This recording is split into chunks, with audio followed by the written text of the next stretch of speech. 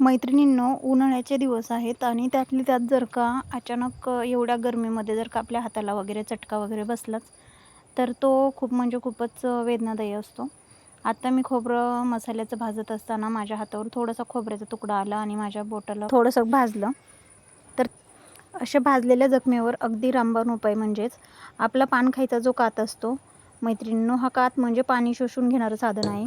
या कातामुळे भाजलेल्या जखमेमधलं पाणी वगैरे संपूर्ण शोषून घेतं. कधी पण भाजल्याच्या नंतर याच्यावर हा रामबाण उपाय आहे. बऱ्याचशाच वेळा मी हा प्रकार केलेला आहे आणि जवळून अनुभवलेला देखील आहे. त्याच्यामध्ये काताची बारीक पावडर केल्याच्यानंतर त्याच्यामध्ये ही एक वस्तू ॲड करायची, ती म्हणजे पॅराशूट ऑइल. अगदी 2 ते 3 थेंब असं छोटीशी जखम असली तर अशा पद्धतीने आपण मिक्स करून ती जर का जखमेवर अशा पद्धतीने माझ्या बोटाला फोड आलेलं होतं आणि तो फोड फुटल्याच्या नंतर जखम पांगती. त्याच्या अगोदरच आपण जर का त्यावर असा केलेला लेप जर का लावला आपण,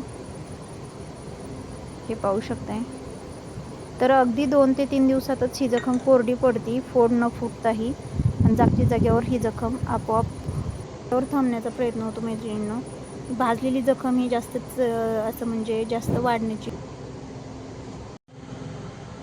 हे अशा पद्धतीने मैत्रिणींनो त्याच्यावर लेप लावल्याच्या नंतर ज्या ठिकाणी भाजले त्या ठिकाणी खूप असं थंडावा निर्माण होतो.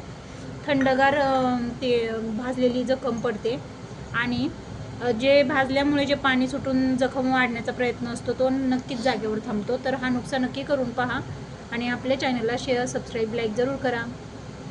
आणि पॅराशूट ऑइल जर का आपण हे केलं तर हे पाहू शकता. दुसऱ्या दिवशी सकाळचे मी हे केलेलं होतं. तर दुसऱ्या दिवशी सकाळी खरोखर पाणी म्हणजे थोडंसं कमी झाल्यासारखं वाटलं. माझ्या हाताची सूजही नॉर्मल झाली. व्हिडिओ हा आवडला असल्यास आपला शेअर, सबस्क्राईब, लाईक जरूर करा.